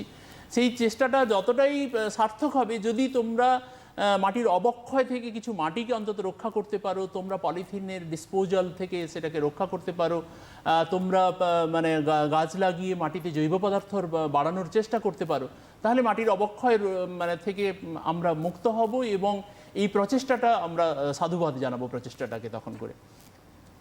নেক্সট কোশ্চেন নম্বর 12-এ আমরা রেখেছি উষ্ণ সীমান্ত শীতল সীমান্ত কাকে বলে। এটাও অবশ্যই করে নাতিশীতোষ্ণ ঘূর্ণপাত, এটার আরেকটা নাম কিন্তু মিড ল্যাটিটিউড সাইক্লোন বা মধ্য অক্ষাংশে ঘূর্ণপাত। এই মধ্য অক্ষাংশে ঘূর্ণপাত থেকে আমরা উষ্ণ সীমান্ত এবং শীতল সীমান্ত কাকে বলে এটা রেখেছি। তোমরা জানো যে মিড ল্যাটিটিউড সাইক্লোনে যখন একটা উষ্ণ আর্দ্র বায়ু এগিয়ে যাচ্ছে, তুমি যদি নর্দার্ন হেমিস্ফিয়ারে পৌঁছে যাও, তুমি পরিষ্কার করে বুঝতে পারবে যে উত্তর গোলার্ধের যে দক্ষিণ পশ্চিমা বায়ু, সেটা কিন্তু উষ্ণ বায়ু, সেটা এগিয়ে যাচ্ছে। আর মেরু প্রদেশ থেকে আসছে উত্তর পূর্ব মেরুবায়ু। এই যে দক্ষিণ পশ্চিমা বায়ুর যে সম্মুখ অংশ, সেটা উষ্ণ বায়ুর সম্মুখ অংশ হয় উষ্ণ সীমান্ত, আর উত্তর গোলার্ধের উত্তর পূর্ব মেরুবায়ুর যে সম্মুখ অংশ, ওটা যেহেতু শীতল বায়ুর সম্মুখস্থ অংশ, যার জন্য ওটা শীতল সীমান্ত। তো এই উষ্ণ সীমান্ত শীতল সীমান্ত তোমাদের কিন্তু অবশ্যই করে পড়তে হবে, মানে প্রিপেয়ার করে রেখো। কোশ্চেন নাম্বার 12-এ আমি রেখেছি। নেক্সট যেটা ইন্টারেস্টিং একটা কোয়েশ্চেন রেখেছি কোশ্চেন নাম্বার 13-এ, সেটা হচ্ছে শিল্পের শিল্প কাকে বলে। হ্যাঁ, অটোমোবাইল ইন্ডাস্ট্রি, সেখানে কি হয় না, অনেকগুলো পার্টসকে মানে কানেক্ট করে একটা মানে বড় গাড়ি তৈরি হয়। তাহলে সেই যে গাড়ি তৈরিটা যেহেতু একাধিক শিল্পকে মানে একাধিক মানে পার্টসগুলোকে সংযুক্ত করে হচ্ছে, যার জন্য ওটাকে শিল্পের শিল্প বা ইন্ডাস্ট্রি অফ ইন্ডাস্ট্রিজ বলা হচ্ছে। তো এই শিল্পের শিল্প কাকে বলে তোমরা প্রিপেয়ার করে রেখো। এবং লাস্ট যে কোশ্চেন নাম্বার 14-এ আমি রেখেছি, সেটা হলো যে জলবায়ু অঞ্চলের সংজ্ঞা দাও অথবা কোরিওলিস বল কি, দুটোই ভীষণ ইম্পর্টেন্ট কোশ্চেন, তোমরা মাথায় রেখো। জলবায়ু অঞ্চল কাকে বলে এটা যদি আমরা বলতে চাই, আমাদের হ্যাঁ Times- মোটামুটি টাইম হ্যাঁ, আছে বোধ হয় 1 হ্যাঁ, মিনিট মতো আর। আচ্ছা আরামসে। তাহলে জলবায়ু অঞ্চলের যেটা সংজ্ঞা, মানে আমাদের তো সময়টা জেনে নিতেই হয় সত্যি সত্যি, হ্যাঁ, যে আমরা কত দূর এগোতে পারি, সময় সবই তো যেহেতু আমাদের বাঁধা বাঁধা আমরা, আর কি, সুতরাং বুঝতে আমরা সময়টা আমরা জেনে নিতে বাধ্য, যার জন্য ম্যামের থেকে জেনে নিতে 3 চেয়েছিলাম। মিনিট মতো রয়েছে। হ্যাঁ, যে জলবায়ু অঞ্চলের সংজ্ঞা দাও, এটা আরো ভালো করে বুঝে নাও, সুযোগ যেহেতু পেয়েছো আজকে, ছাড়ার কোনো ব্যাপারই নেই। যে জলবায়ু অঞ্চল কাকে বলে, তোমরা জানো যে নিরক্ষীয় জলবায়ু অঞ্চল আমরা বলছি, ক্রান্তীয় জলবায়ু অঞ্চল আমরা পড়ছি, নাতিশীতোষ্ণ জলবায়ু অঞ্চল আমরা ছোটবেলা থেকে জলবায়ু অঞ্চল খালি বারবার করে শুনছি।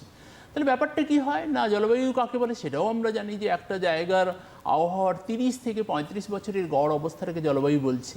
কিন্তু জলবায়ু অঞ্চল হচ্ছে সেই অঞ্চলটা যে নির্দিষ্ট অক্ষরেখা বরাবর বা অক্ষরেখার মানে ওপরের নিচের বেশ খানিকটা অংশ জুড়ে, পৃথিবীর একটা বিস্তৃত অংশ জুড়ে, বৃত্তাকারে অবশ্যই, যেহেতু আমাদের অক্ষরেখাগুলো বৃত্তাকারে প্রসারিত, যার জন্য বৃত্তাকারে বিস্তৃত অঞ্চল জুড়ে যখন আবহাওয়া জলবায়ুর যে উপাদানগুলো আছে, বায়ুর উষ্ণতা, বায়ুর চাপ, বায়ুর আর্দ্রতা, বৃষ্টিপাত, মেঘাচ্ছন্নতা, এইগুলোর যখন একটা প্রায় সম অবস্থান দেখা যাবে, তখন সেগুলোকে এক একটা জলবায়ু অঞ্চল বলবো আমরা। তো এই জন্য তাহলে আমাদের বলতে হবে কি, ডেফিনেশনস হিসেবে, ডেফিনেশনস তো অত লম্বা করে লিখলে চলবে না, ছোট্ট করে লিখতে হবে যে অক্ষরেখা বরাবর, পৃথিবীর সুনির্দিষ্ট অক্ষরেখা বরাবর যখন একটা মানে আবহাওয়া জলবায়ুর উপাদানগুলোর সম অবস্থা দেখা যাবে, তখন সেটাকে একটা একটা জলবায়ু অঞ্চল বলে আমরা বলছি। নেক্সট যেটা কোরিওলিস বল, এটাও একটা ভীষণ ইম্পর্ট্যান্ট একটা কোয়েশ্চেন, যে কোরিওলিস বল, এটা জিডি কোরিওলিস 1835-এ জিডি কোরিওলিস এই বলটার আবিষ্কর্তা ছিলেন। এটা বলটার ব্যাপারটা কি না, যেখানে ভেলোসিটি বেশি সেখানে ডিফ্লেকশন বেশি, যেখানে ভেলোসিটি কম সেখানে ডিফ্লেকশন কম। জিডি কোরিওলিস যেটা বলেছেন যে ভেলোসিটিটা যেখানটাতে বেশি সেখানটাতে বায়ুপ্রবাহ, সমুদ্র স্রোত বা যে সমস্ত মোশনের জিনিসগুলো আছে সেগুলো বেশি করে ডিফ্লেক্টেড হবে, আর ভেলোসিটি যেখানে কমে যাবে যে সমস্ত অক্ষরেখাগুলোতে, সেগুলোতে ডিফ্লেকশনস কমে যাবে। এই যে বলটার আবিষ্কর্তার নামানুসারে এই বলটাকে কোরিওলিস বল বলা হয়। তোমরা অবশ্যই করে ভালো থেকো এবং চেষ্টা করো যে পরীক্ষার আগে ভালো করে প্রিপারেশান নিয়ে নিতে। তোমাদের অলরেডি প্রিপারেশান হয়েছে এবং প্র্যাকটিক্যালের পোর্শনসটা আমি যেরকম করে বললাম, তোমরা কিন্তু যেহেতু পরীক্ষাটা খুব সামনেই, 10th of March থেকে 31st of March-এর মধ্যে তোমাদের যেহেতু পরীক্ষা দিতে হবে, একদম। যার জন্য তোমরা কিন্তু অবশ্যই করে প্রিপারেশান নিয়েও ভালো থেকো সবাই। অনেক সুন্দর একটা অনুষ্ঠান তোমাদের জন্য দেওয়া হলো। আবারও বলছি, ইউটিউবটা ফলো করো, এই অনুষ্ঠানটা আপলোড থাকবে এবং আরও ডিটেলসে তোমরা জানতে পারবে। এবং অনেক অনেক ধন্যবাদ জানাবো স্যারকে আবারও, এবং ধন্যবাদ তোমাদের জানিয়ে ভালো থাকো। নমস্কার। নমস্কার।